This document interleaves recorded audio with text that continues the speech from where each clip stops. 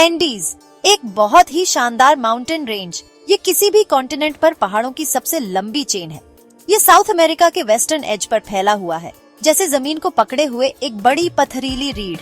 यह 7,500 किलोमीटर से ज्यादा तक फैला हुआ है, उत्तर में गर्म कैरिबियन कोस्ट से लेकर पैटागोनिया के बर्फीले सिरे तक। प्रकृति की इमेंस पावर का एक नजारा। ये विशाल पहाड़ हमेशा से यहाँ नहीं थे, वे हमारी पृथ्वी के भीतर की इमेंस फोर्सेस से पैदा हुए थे।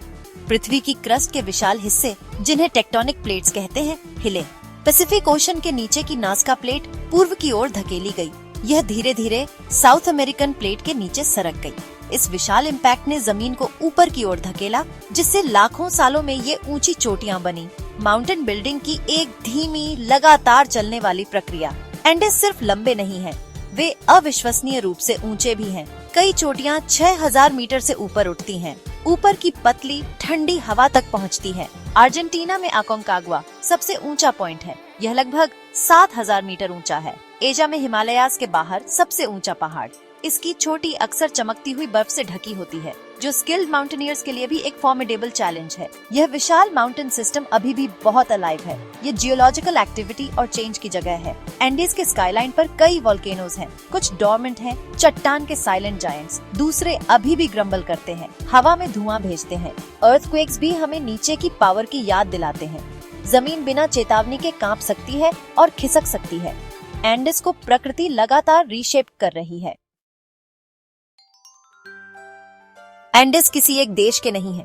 ये विशाल माउंटेन 7 देशों से होकर गुजरती है। इसकी यात्रा उत्तर में वेनेजुएला में शुरू होती है, फिर ये दक्षिण में कोलंबिया और इक्वेडर से होते हुए आगे बढ़ती है।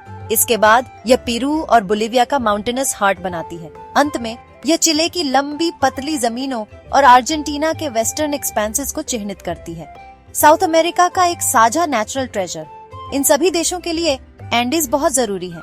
वे लैंडस्केप को ड्रामेटिक तरीकों से आकार देते हैं, अक्सर देशों के बीच नेचुरल बॉर्डर्स बनाते हैं। वे क्लाइमेट, पानी और सोइल को प्रभावित करते हैं।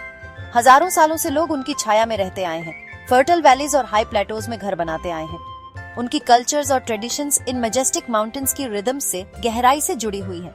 वेनेजुएला में एंडीज अपनी नॉर्दर्न मोस्ट अपीयरेंस बनाते हैं।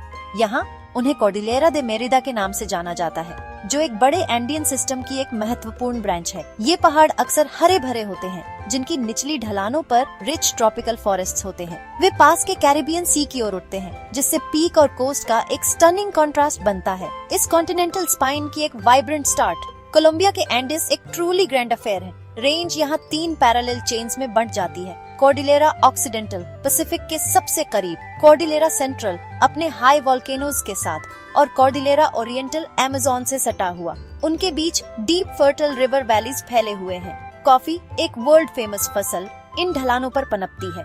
बोगोता, देश की कैपिटल, उनके बीच ऊंचाई पर स्थित है।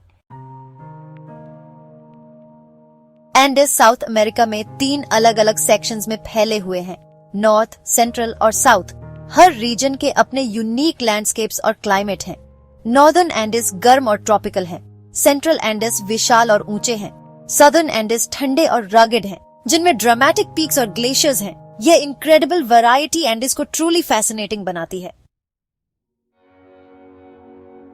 एंडीज साउथ अमेरिका के क्लाइमेट और लाइफ को आकार देते हैं। एक बैरियर के रूप में काम करते हुए वे एक तरफ लश फॉरेस्ट्स और दूसरी तरफ एटाकामा जैसे डेजर्ट्स बनाते हैं। लमास और अल्पाकास यहाँ पनपते हैं। उनकी ऊन सदियों से लोगों को गर्म रखती है। एंडियन कॉन्डर ऊपर उड़ता है, माउंटेन एयर का मास्टर। इन पहाड़ों में महान शहर और विविध जीवन पनपते हैं। एंडीज मैजेस्टिक, वाइटल और वंडर से भरे हुए।